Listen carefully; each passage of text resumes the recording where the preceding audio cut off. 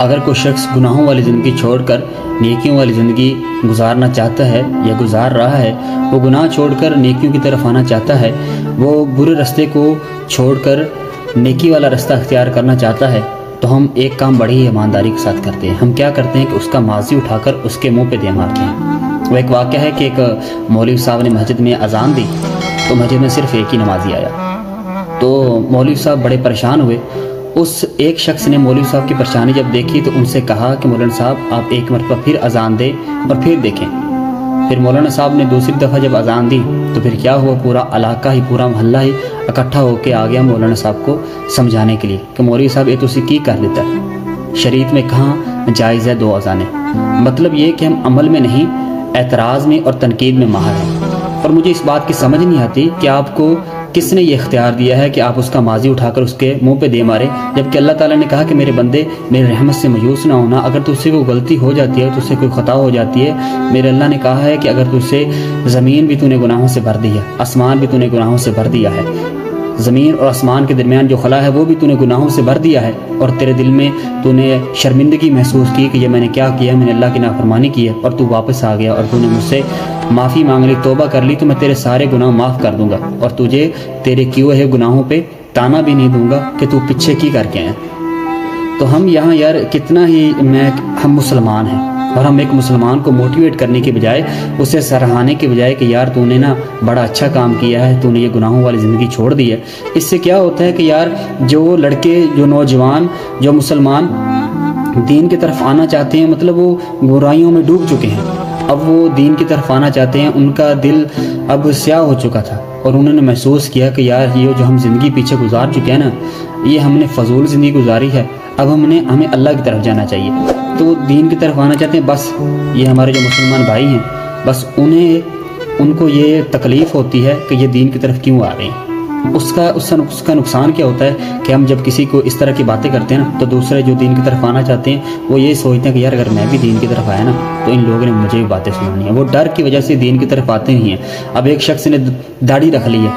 ایک نوجوان نے داڑھی رکھ لی ہے، اور اس کا پہلا جو ماضی تھا وہ ایک سیاہ ماضی تھا اس کا، اور اب اس نے کیا کیا کہ اب اس نے داڑھی رکھ لی، توبہ کر لی، اللہ سے معافی مانگ لی۔ اب ہم کیا کرتے ہیں معاشرے میں، ہمارا کیا کردار ہے کہ ہم اس سے بتا رہے ہیں کسی تینوں جاننے تو کنے پانی چے تو کی کرتا رہے،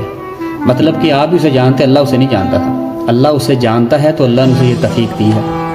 آپ اسے نہیں جانتے۔ تو میں آپ مسلمان بھائیوں سے، اب دوستوں سے، آپ احباب سے یہ کہنا چاہتا ہوں کہ برائے مہربانی اس طرح کے القاب نہ کہہ کریں، اس طرح کے مسلمانوں کی دل آزاری نہ کیا کریں۔ نوجوان دین کی طرف آنا چاہتے ہیں،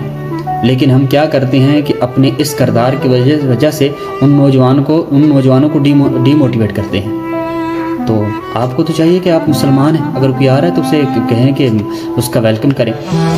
یہاں تک یہ بات بھی میں نے سنی ہے، میرے ایک دوست نے مجھ سے یہ کہا کہ یار میں مسجد میں جاتا ہوں نا تو امام صاحب یار مجھے نا طنزیہ لہجے میں مجھ سے باتیں کرتے ہیں کہ انہوں بھی چیتا ہو گیا آج ایک کدھر آیا کر دے۔ مطلب کہ یار میں یہ ایکسپیکٹ نہیں کر سکتا کہ یار ہمارے یہ دینی جو لوگ ہیں وہ بھی اس طرح کی باتیں کریں، اور تو لونڈے لپاڑے جو ہیں وہ باتیں کریں، تو اس طرح کے دینی لوگوں کو بھی چاہیے کہ وہ اس طرح کی باتیں نہ کریں۔ اگر کوئی مسجد میں آ گیا ہے تو برائے مہربانی اسے ویلکم کہیں، اس کے ساتھ محبت کے ساتھ پیش ہیں، اس سے باتیں کریں، اس کا دل لگے کہ یہاں یار اچھے لوگوں کا آنا ہے، اس طرح کے لوگوں کا آنا نہیں ہے جو لوگوں کی دل آزاری کرتے ہیں۔ جو میں بات آپ سے کہنے لگا ہوں وہ ذرا کان کھول کے آپ سن لیں۔ ایک حدیث کا مفہوم ہے کہ آپ نے کسی شخص پہ الزام لگا دیا ہے اور اس شخص میں وہ برائی نہیں پائی جاتی۔ حدیث پاک میں آتا ہے کہ اللہ تعالیٰ تب تک آپ کو جہنم میں رکھیں گے جب تک آپ اس برائی کو، اس الزام کو ثابت نہیں کر دیتے جو آپ نے اس شخص پہ لگایا ہے، اور حدیث پاک میں آتا ہے کہ آپ ثابت نہیں کر پاؤ گے۔ مطلب یہ کہ ہم کتنی آسانی سے کہہ دیتے ہیں کسی تینوں جاننے ہیں، اور پھر جب وہ دین پہ چلنا شروع کر دیتا ہے اور پھر اس کے اوپر طرح طرح کے الزام لگانا، باتیں بنانا، طنزیہ لہجے اور اس طرح کے القاب سے پکارنا جو ناقابل برداشت ہوتے ہیں، اور اس طرح کی باتیں کرنا، مطلب ہم وہ جس سنت پہ عمل کر رہے ہیں اس سنت کے اوپر بھی ہماری تنقید ہوتی ہے، مطلب ہم آپ صلی اللہ علیہ وسلم کی سنتوں پہ بھی تنقید کرنے سے باز نہیں آتے، یہاں تک ہم اس حد تک گر چکے ہیں۔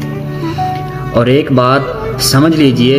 کہ شریعت کے اس مسئلے کو نوٹ کر لیجئے کہ اگر کسی شخص نے کسی گناہ سے توبہ کر لی اور آپ نے اس شخص کو اس گناہ پر تانا دے دیا تو اللہ تعالیٰ تب تک آپ کو موت نہیں دیں گے جب تک آپ کو اللہ تعالیٰ اس گناہ میں مبتلا نہیں کر دیتے۔ آپ کس مصیبت میں پھنس رہے ہیں، کبھی آپ نے یہ سوچا ہے، کبھی آپ نے یہ خیال کیا ہے؟ تو برائے مہربانی میں آپ دوستوں سے یہ ریکویسٹ کرتا ہوں، یہ میری عرضی سمجھ لیں کہ آپ نہ اس طرح کی باتیں نہ کیا کریں۔ آپ مسلمان ہیں اور آپ لوگوں کو موٹیویٹ کیا کریں۔ اگر کوئی دین کی طرف چل رہا ہے تو اس کو یار اپریشیٹ کیا کریں۔ اس کا نقصان بھی بہت بڑا ہے کہ کوئی شخص دین کی طرف آنا چاہتا ہے اور ہوتا کیا ہے کہ وہ اس طرح کی جب باتیں سنتا ہے تو پھر پیچھے ہٹ جاتا ہے۔ تو میں ان دوستوں سے یہ کہوں گا کہ بھائی اگر آپ دین کی طرف چلنا چاہتے ہیں یا دین کے اوپر چل رہے ہیں اور آپ کو اس طرح کی باتوں کا سامنا کرنا پڑ رہا ہے تو میرے بھائی آپ نے یہ باتیں کس کے لیے برداشت کرنی؟ اللہ کے لیے برداشت کرنی ہے۔ میرے ایک دوست نے مجھے ایک بڑی پیاری بات سمجھائی تھی کہ محسن میری ایک بات یاد رکھنا، اگر تم دین پہ چل رہے ہو، اللہ کے راستے پہ چل رہے ہو، ضروری نہیں کہ تم پر مشکلات آئیں، عین ممکن ہے کہ تم پر مشکلات آئیں اور وہ مشکلات تمہیں اللہ کے نزدیک کر دیں گے۔ وہ بھائی جو آپ مشکلات برداشت کریں گے نا اللہ کے لیے، وہ مشکلات آپ کو اللہ کے نزدیک کر دیں گی۔ اور ان مشکلات جو آپ کو باتیں سننی پڑتی ہیں، آپ کو جو لہجے لوگوں کے برداشت کرنے پڑتے ہیں، جو آپ اللہ کے لیے برداشت کرتے ہیں، تو ان کی جو لذت ہے نا، ان کی جو کیفیت ہے وہ بھی عجیب ہوتی ہے۔ تو آپ ان لوگوں کی باتوں کی پرواہ نہ کیا کریں۔ آپ نے صرف اپنے راستے کے اوپر فوکس کرنا ہے کہ آپ جس راستے پہ چل رہے ہیں نا، اس سے زیادہ پیارا راستہ کوئی بھی نہیں ہے اس دنیا میں۔ آپ کو دنیا کی بھی دولت مل جائے گی اور آخرت کی بھی دولت آپ کو مل جائے گی۔ اللہ تعالیٰ ہماری دنیا اور آخرت کی، اللہ تعالیٰ ہم سب مسلمانوں کو دنیا اور آخرت کی بھلائیاں نصیب فرمائے۔ اللہ تعالیٰ مجھے بھی اور آپ کو بھی عمل کرنے والا بنا دے۔